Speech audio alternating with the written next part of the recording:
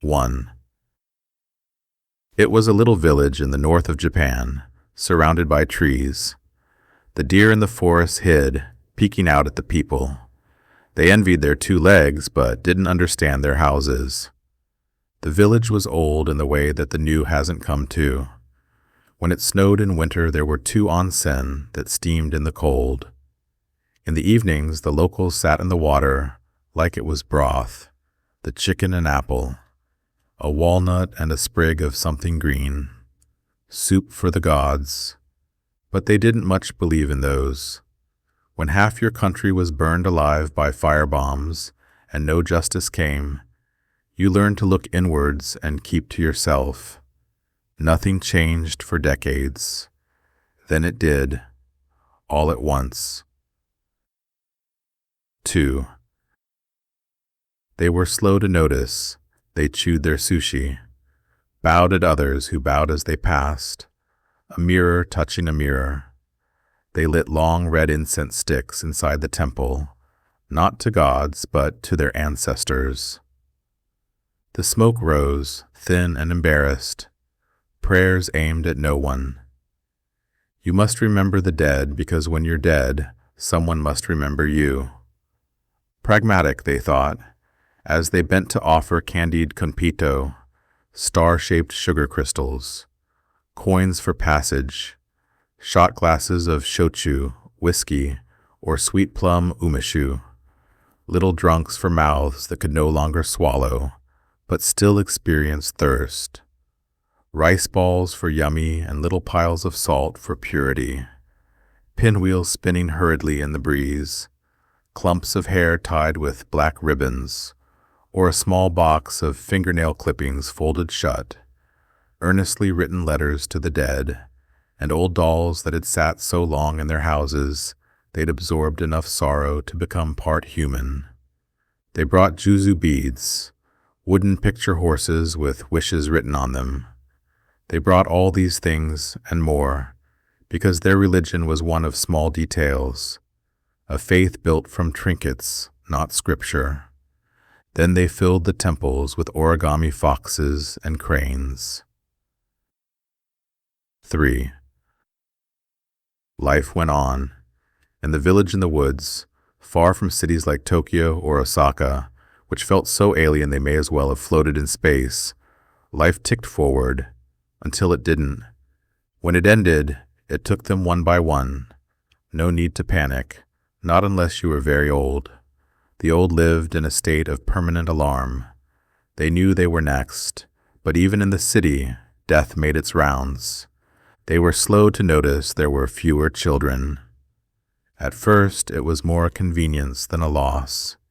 You could trip over them in the street, shrieking like car alarms. They were small and fast. They barked laughter like horns of warning. But still, you could fall and break your head.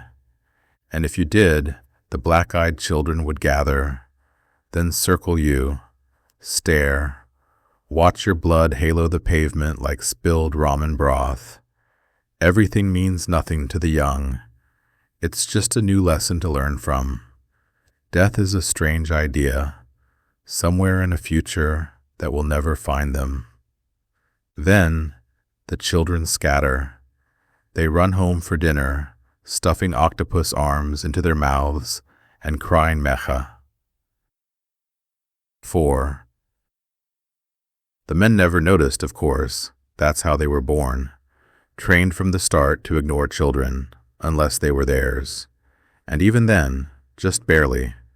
If a man paid too much attention to children, it was suspect. Men were meant to love women. Sometimes they loved children. But the children never loved them back. The old women noticed first, naturally. They were allowed to love children, because they didn't love or ignore them the way men did. To them, children were small things they had once made inside themselves. Things that grew up, bowed, and ran off to the cities. That only came home to sigh, or for your funeral, before running off again. The children were good at running, just as the women had been good at staying, but their bodies remembered. The womb that would never again be occupied still echoed absence, and it ached. They whispered it to each other in calligraphy circles and haiku clubs. They murmured while lined up like crows at the pachinko parlor, or while pouring tea over gossip. There are as many vaginas as ever, one said, but fewer children skip out the front doors, fewer babies in strollers, round-bellied, slack-jawed, and drooling, radiating that cute, profound dumbness. The playgrounds were empty, one grandmother said. The great spider, perched on its black web of safety ropes, had no children to eat. The long giraffe, with steps for a spine and a pink tongue of a slide, waited in vain for someone to climb its back and slip down. No laughter spilled over the fences, no shrieks or chasing feet. In the silence, green bamboo pushed up through the play sand. The rubber mats faded to pale. 5. At the center of the village was a square where all the streets converged, spokes on a quiet wheel. It had long been the place of festivals. In summer, lanterns floated to guide the dead back to their sleep. In winter, the children hurled soybeans at demons to chase them off. During Tanabata, they tied wishes to bamboo poles like fluttering ghosts. And then there were darker rites, like the Namahagsh, when men in ogre masks stalked door to door, frightening lazy children into virtue, or the kite festival held every 7th year, when the village would nominate its worst child. It was always a boy. Tie him to a great kite and fly him up into the sky while he sobbed, before cutting the string. Now the square belonged to the old women. First they sat on benches, watching. Then they stood in circles, whispering their worry. They told their daughters, who told their husbands, who shrugged.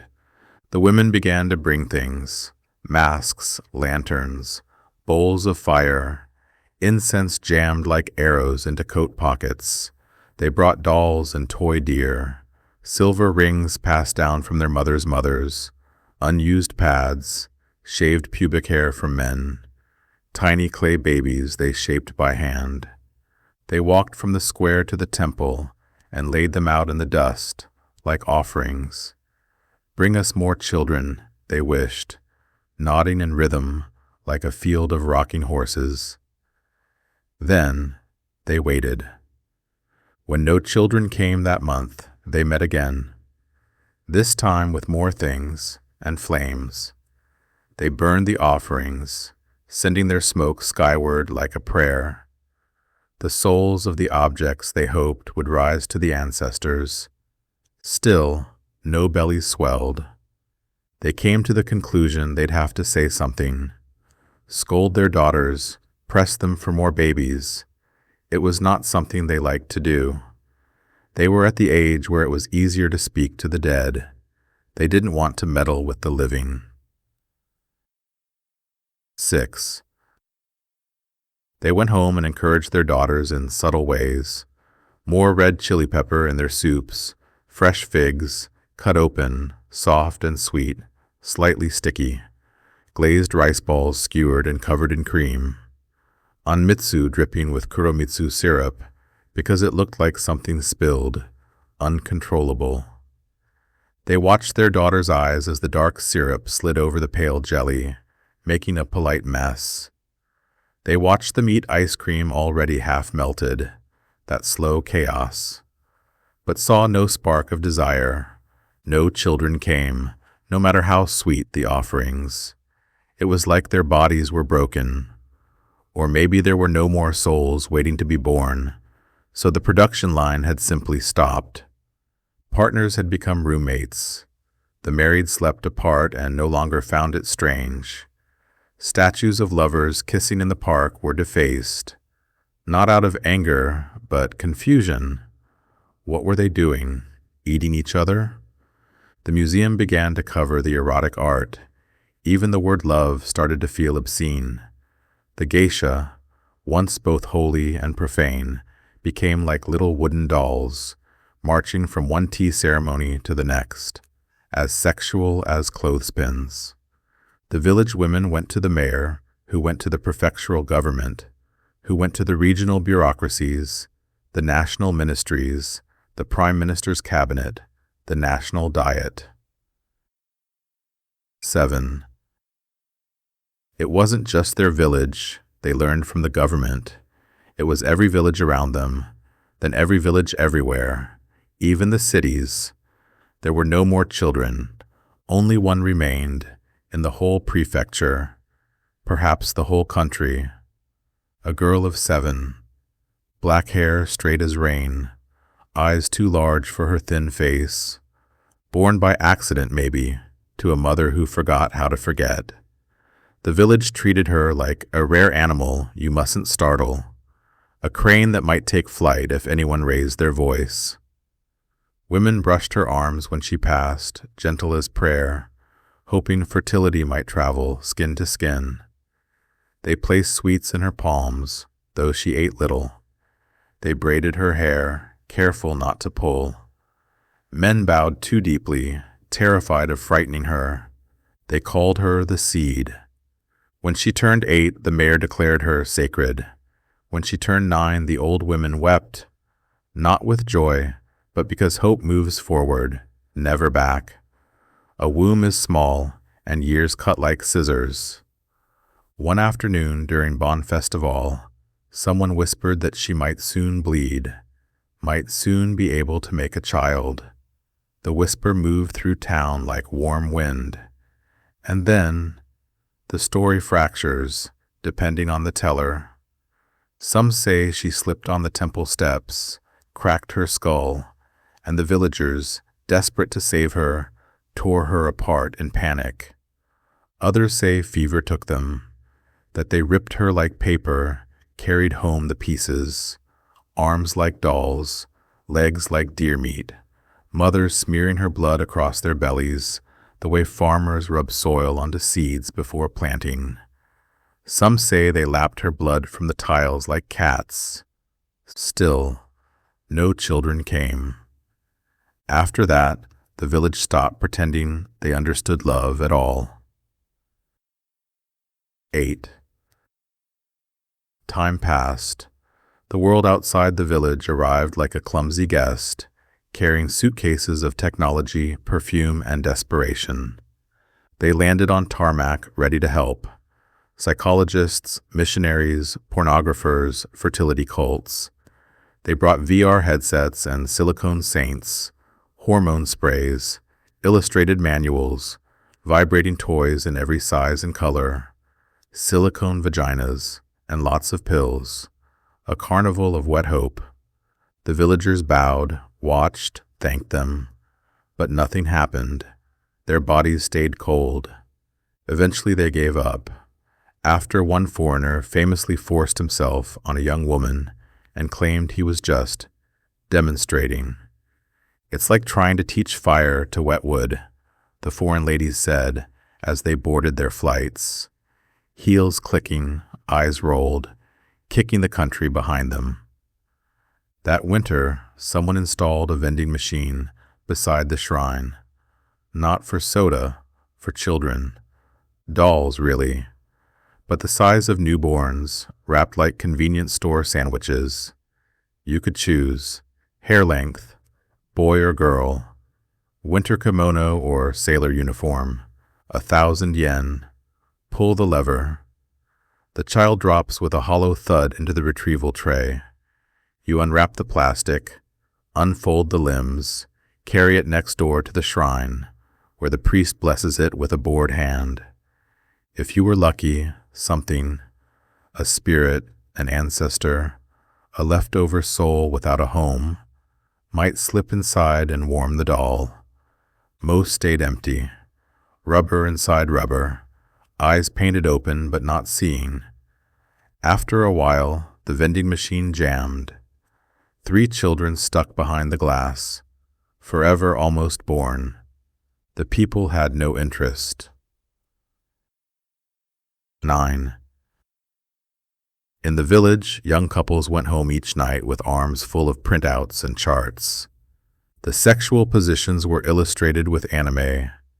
They got naked in bed and looked at each other's bodies, the white skin and nipples, the hair in odd places, sticks and holes, elbows and asses, the strange smells, the lungs chuffing away like factory pumps.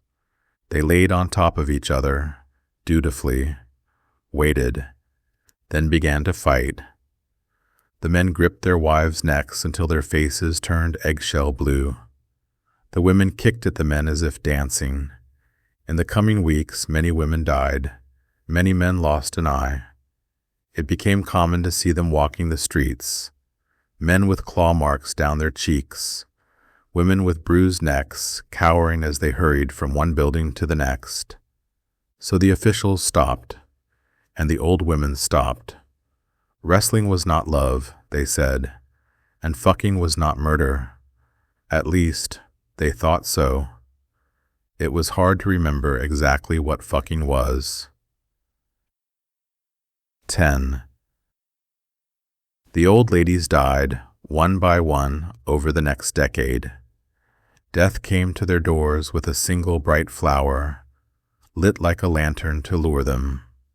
Some didn't want to go, but death was so handsome, and he promised they'd be beautiful again, forever. The chance was too good to pass up, to be back in the sugar bodies of youth. No one replaced them.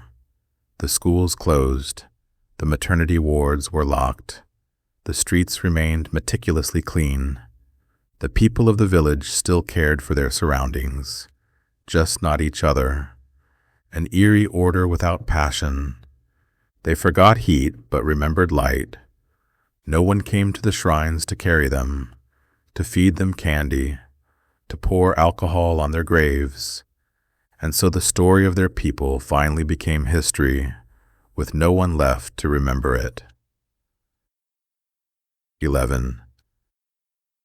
Now it's the island of the dead, off limits. As if it suffered a plague, no one goes near.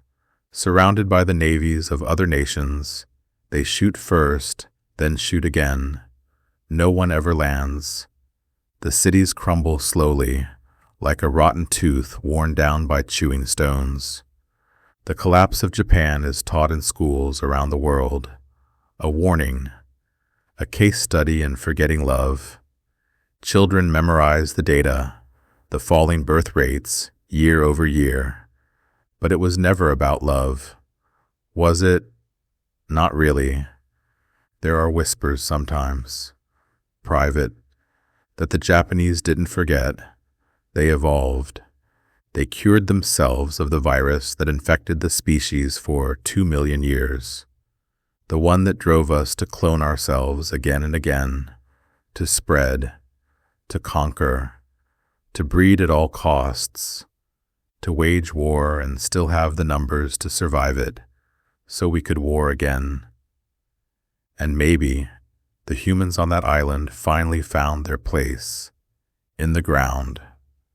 The good Japanese bowed one last time, climbed into the soil like seeds that would never sprout, and covered themselves up, eliminating the problem.